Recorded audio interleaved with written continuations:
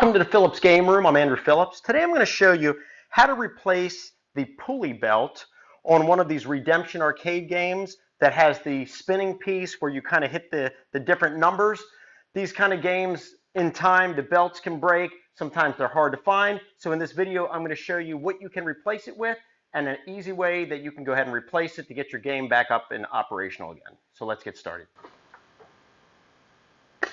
Now the game that we're going to be working on in this particular video is this one called Dino Spin. It was made by 5 Star Redemption several years ago, but basically it's one of these type of games here, and I'll just put this in place, but normally it has like a prehistoric bone here, and this thing goes here and it spins, and what happens is the player will spin that and then they can try to stop it, and depending where it lands is the tickets that they win out of this particular game.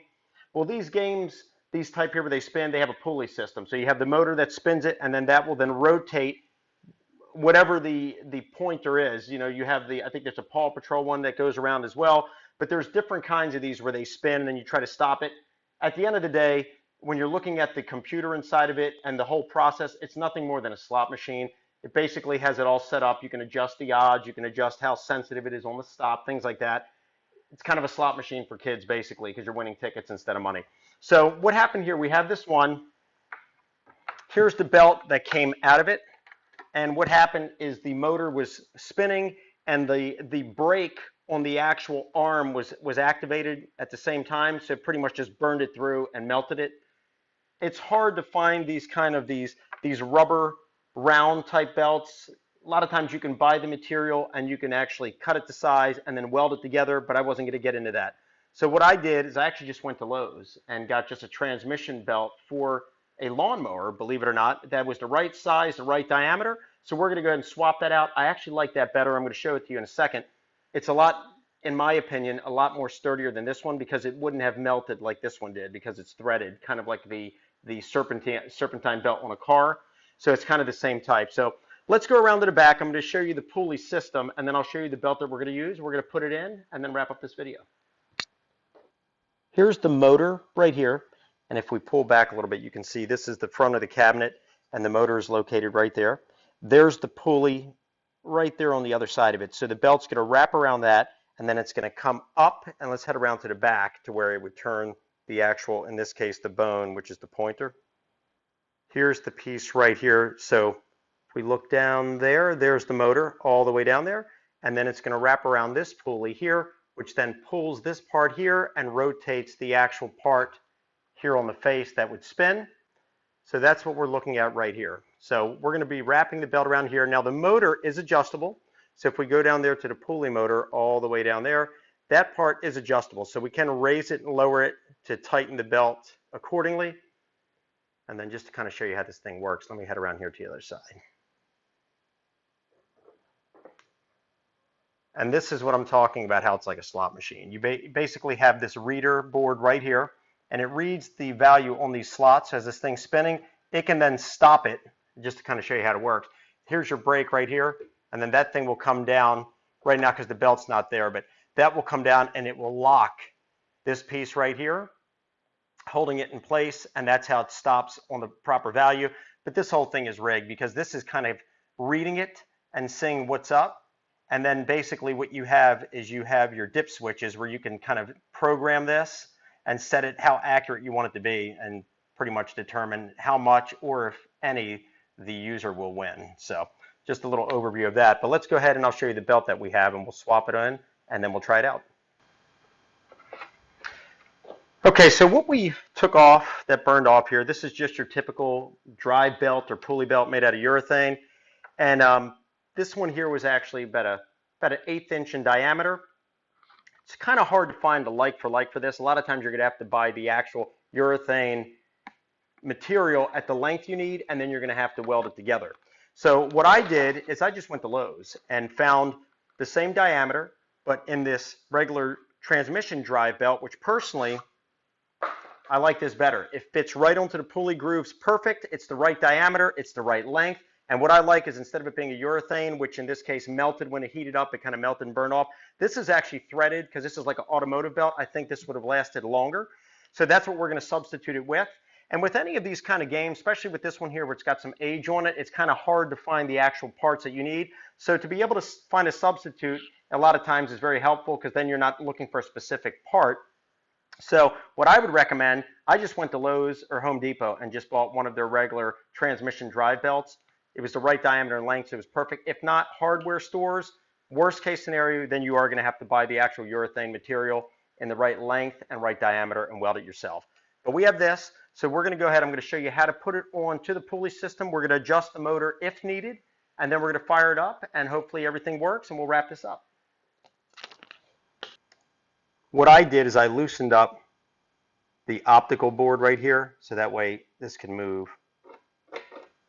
So we can raise it up, because if not, the belt was going to have a very tight fit getting in there. So that way I can move it out of the way. If need be, I'll just go ahead and remove it completely, so that way we can feed the belt on and then put this back.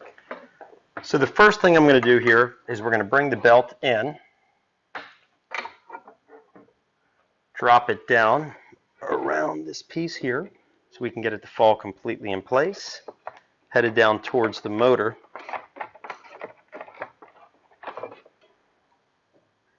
And then you want to make sure that this brake is up, which it is in this case.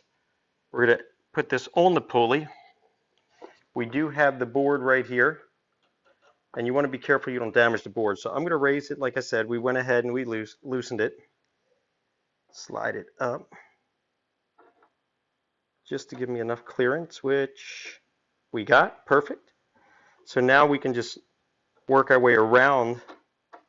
Now we can slide it back in place now that that's on, and we'll work this all the way around this top pulley right here.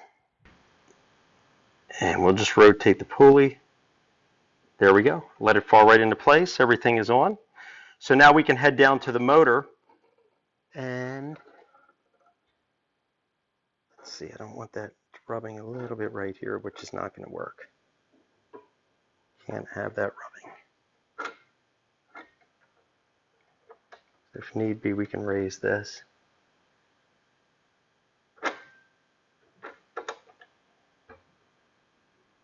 Don't want it to be rubbing.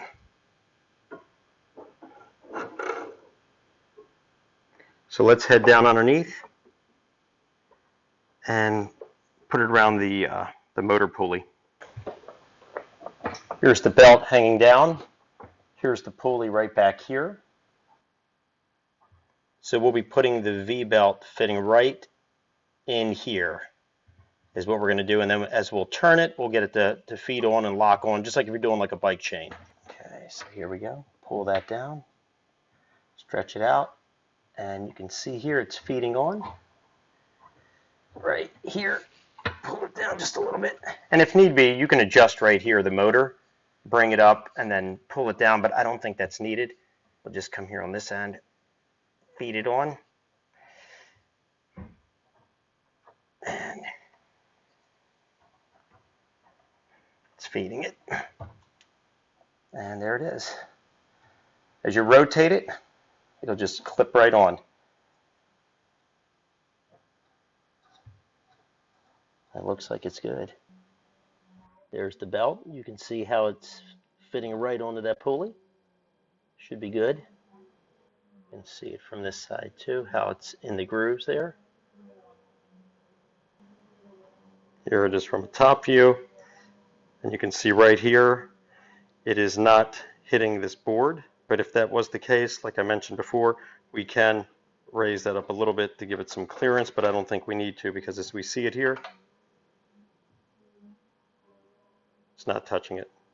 You can see the clearance between the reader board and the belt. You want a little bit of space in there because you don't want to have that belt pop off track or break or whatever and then hit this board right here and crack it. So you want a little bit of clearance, as we see there.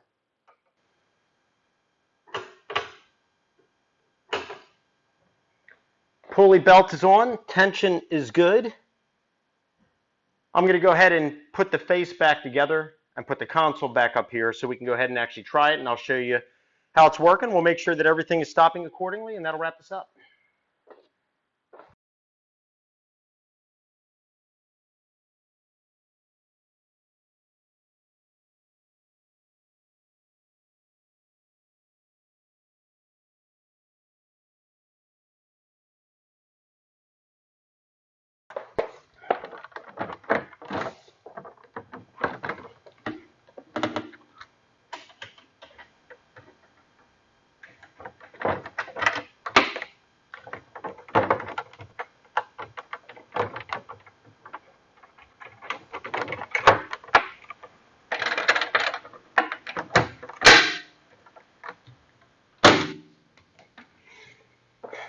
Everything is put back on.